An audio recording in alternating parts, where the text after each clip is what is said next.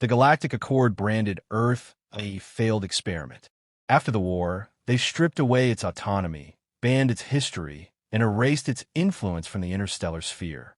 Humans became property, livestock with sentience. Colonies were scattered across barren moons and lifeless rock, held together by surveillance, fear, and propaganda. Children born in these ghettos were taught alien laws before they learned Earth's language. Any sign of rebellion, even words like home or freedom, was labeled seditious. In Sector 9, a slum on the outskirts of the Halcyon Ring, 7 Earthborn children were taken from a learning pod.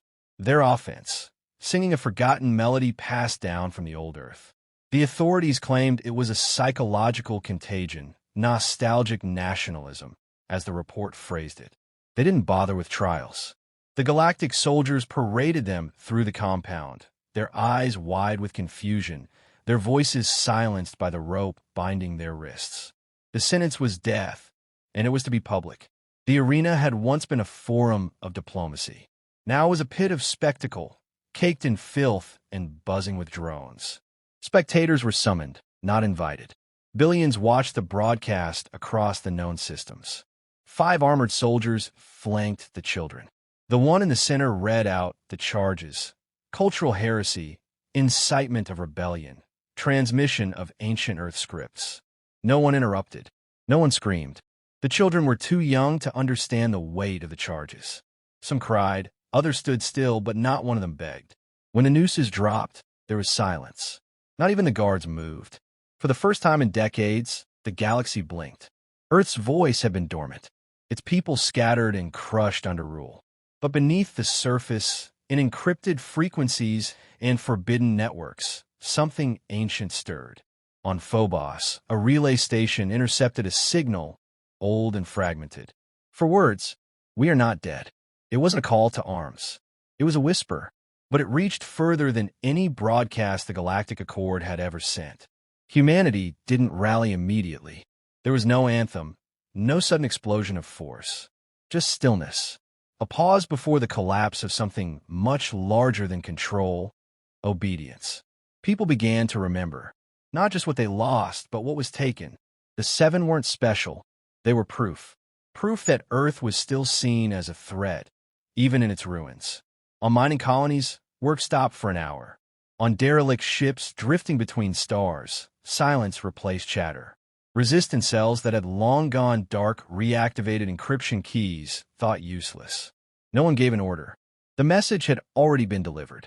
Earth hadn't spoken in years. Now it had screamed through blood. The Accord underestimated the power of memory. They believed compliance was permanent, that shame and defeat had extinguished every ember. But humans are built differently. Not stronger, not faster, but more dangerous in silence than most species are in war. The 7 names were never officially released, but that didn't stop them from being carved into hidden bulkheads, etched into helmet linings, whispered into cold airlocks before missions. Every soldier knew them. Every child repeated them when no one was listening. The Galactic Council issued a statement. The execution was necessary for the stability of multi-species cohesion. That was their language, mechanical, detached. But the footage told a different story. Alien worlds watched as armored giants executed children for a song. And songs, unlike weapons, are impossible to erase. On an outpost drifting above Saturn, a retired Earth operative received an unmarked data packet. No text, just an image, 7 shadows standing beneath a gallows, their outlines burned into the wood. The file erased itself seconds later, but the message stayed. Revenge wasn't organized. It was inevitable. Earth didn't send fleets or wave flags. It didn't need to, because when the story of the 7 spread across outposts and stations, humans didn't ask for permission. They stopped waiting. That's when everything changed. Not in fire, but in the decision to remember. The silence ended with the first reply. A galactic patrol cruiser near the edge of the Sirius line disappeared. No distress signal. No debris. Just gone. Official reports blamed solar interference. Off record, Command admitted something worse. They'd been hunted. On Europa, a storage facility disguised as a coolant depot unlocked for the first time in 23 years. Inside were neural blades, quantum disruptors, and pulse grenades marked with Earth's pre-fall military crest. The Enclave activated without central order. Survivors of the old war came out of hiding, no longer fearful of consequence. The children's execution had flipped the equation. Compliance was no longer survival. It was complicity. A single file spread like wildfire through encrypted tunnels. The audio of the children's final lullaby. 7 voices, fractured and small, tried to remember a song their parents weren't allowed to teach them. That sound cracked the hearts of mercenaries, smugglers, miners, soldiers. It was raw and unfinished, real. No message accompanied it. None was needed. Within weeks, 23 unconnected human enclaves resumed contact. Not under one leader, not for glory. The lullaby had become their signal. Wherever the song played, weapons followed. An ambassador ship orbiting Nemea was boarded mid-broadcast. The crew executed. A message scrawled across the hull in human blood for the 7. The Accord's response was immediate: planetary lockdowns, execution mandates, AI surveillance. But they moved like a dying machine. Too slow, too arrogant. Every measure exposed their fear. Their enemies now lived in the systems they'd once ignored. Underneath freight tunnels, inside refineries, embedded in their own security networks. On Titan, 2 galactic officers were found hanging from a comm tower. Their uniforms removed, replaced with Earth militia tags from the last war.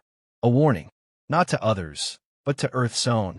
That mercy was off the table. This wasn't resistance. It was a reckoning. Colonial humans who once stayed neutral began vanishing from their posts. Entire worker squads went underground. Orbital ports found human crew dead, not from weapons, but toxins laced in air systems, crafted with methods banned by intergalactic treaty. Earth hadn't just remembered how to fight. It had evolved into something feral, precise, unrelenting. A declaration arrived, not from a known source, but broadcast across the Accord's emergency channels. A 7-second clip showing the children's execution in reverse, ending with a single directive written in old Earth code. Target priority: Galactic Soldiers. Kill on sight. The Galactic Council met under emergency protocol. Their discussion leaked within hours. They called humans unpredictable, primitive, unstable, but they weren't speaking to each other. They were trying to reassure themselves. More soldiers vanished. Some defected. Most died. Skirmishes turned into disappearances. Battles never officially reported. Surveillance footage went dark. It wasn't a war humans declared. It was a hunt they initiated. Old colonies, thought erased, reactivated dormant defense systems. Rusted satellites realigned. Mining bots were retrofitted into precision killers. Even the children began training. Not for liberation, but for vengeance. Earth wasn't freeing itself from the Accord. It was promising that no galactic soldier would sleep safely again. Back-channel diplomatic envoys begged for parley. None reached their destinations. Their ships were intercepted, their delegates erased. No messages returned. No terms offered. Earth had tried silence. It had tried patience. Now it moved through the stars like a ghost with a vendetta. The turning point wasn't a battle, but a moment. A captured audio log from a panicked alien officer, breathing heavy as he whispered, "They don't fear death. They're already beyond it." The Accord labeled Earth a terrorist entity. But even their own citizens began questioning the term. The footage of the children couldn't be scrubbed. It replayed in hidden corners of the net. People watched it not for shock, but for understanding. How a race could reach that level of pain and still rise.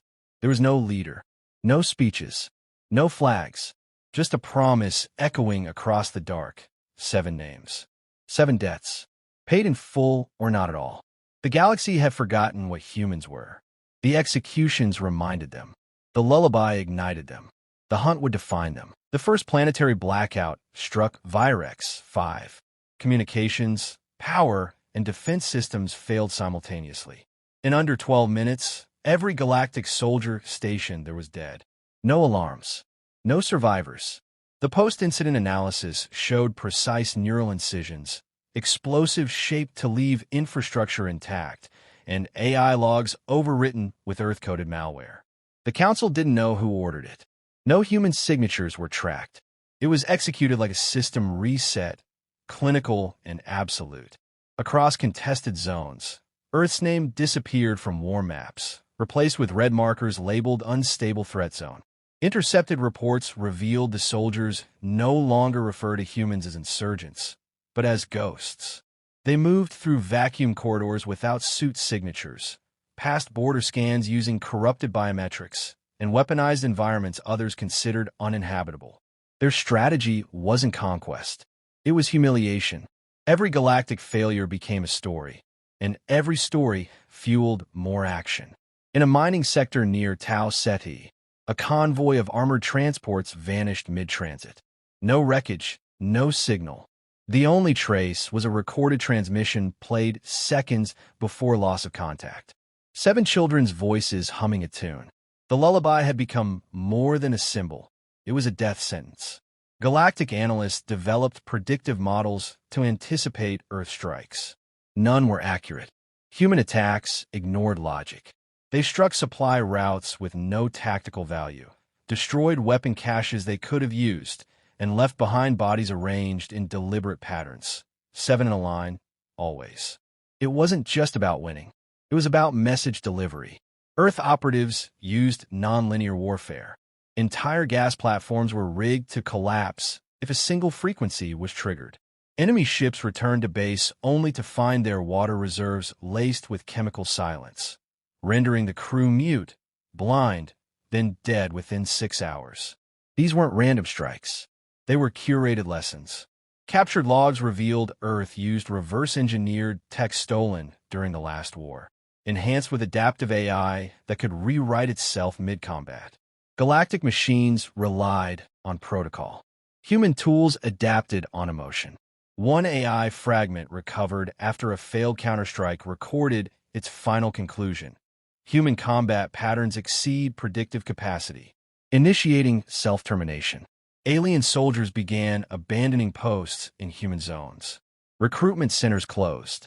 Veterans refused to return. The command structure faltered. Leaders issued mandatory morale exercises. But stories spread faster than propaganda.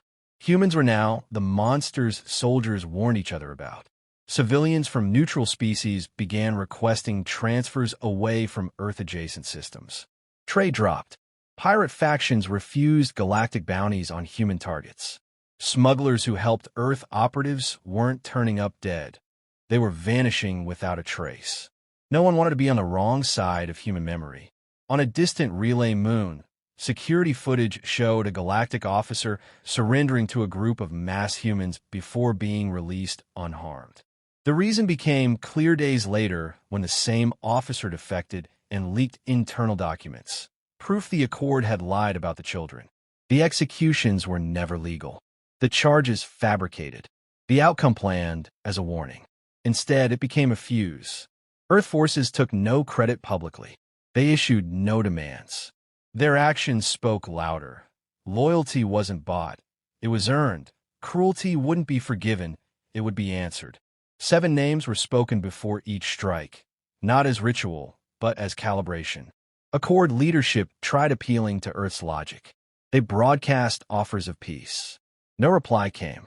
Earth's silence now meant death. Communication drones sent toward Earth never returned. Any diplomatic vessel that entered Sol's gravity well vanished. No wreckage, just absence.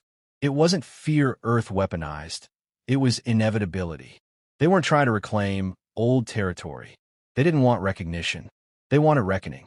The Galactic Accord had taught humans that law had no meaning without power, that life had no worth without position.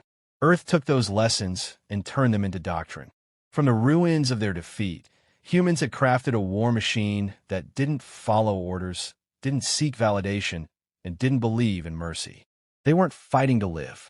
They were fighting to correct something that should never have happened. And the galaxy finally understood. Earth wasn't seeking balance. It was collecting a debt with interest. The Galactic Accord collapsed from within before Earth ever reached its core systems. Fear turned to disobedience, and disobedience bred fracture.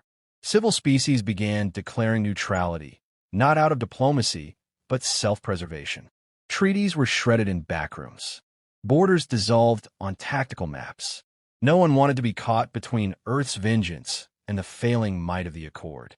The Central Command spun lies of resilience, but even their own governors stopped answering transmissions. It was then the Accord committed its final mistake.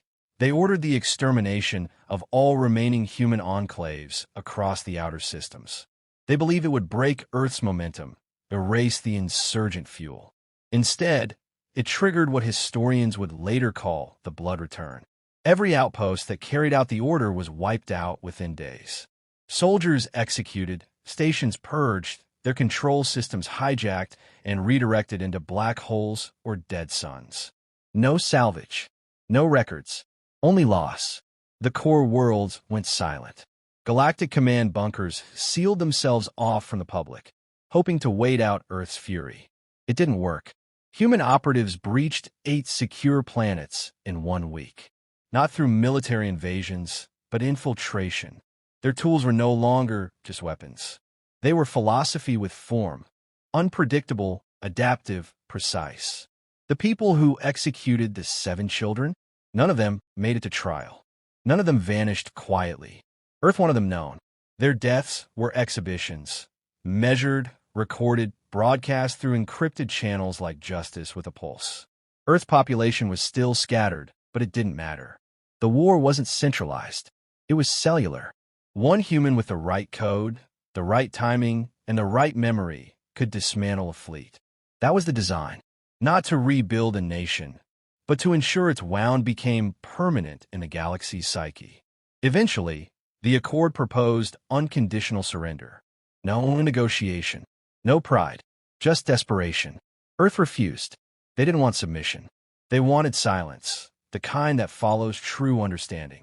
One by one, Accord planets began disarming not because they were told to, but because their own soldiers mutinied. No one wanted to be the last to fire on a human. The Accord dissolved its own military body. Worlds withdrew. Trade fell apart. Species that once mocked Earth now whispered the lullaby in their bunkers as a form of protection. A melody that had once cost 7 children their lives had become the warning siren for an entire civilization. The ghosts of those 7 names lingered longer than any fleet or flag. Without fanfare, Earth re-emerged in the interstellar registry. No council vote, no recognition ceremony. Just an update to every database. Status, autonomous. Contact, not advised. Ships bearing human insignia moved freely, but were never hailed. When they passed, ports fell quiet. When they docked, entire wings were emptied. They didn't threaten. They didn't need to. Their silence was the consequence. The new generation of humans didn't speak of victory. They didn't build monuments or chant slogans. They remembered. They trained. They lived with eyes sharp and voices quiet. And every time they passed a terminal or heard a broadcast, they carried the weight of those 7 who never got to grow old. Human children sang the lullaby again, not in defiance, but in remembrance. It was no longer forbidden. It was sacred. Every colony, every station, every fractured remnant of Earth now carried its echo.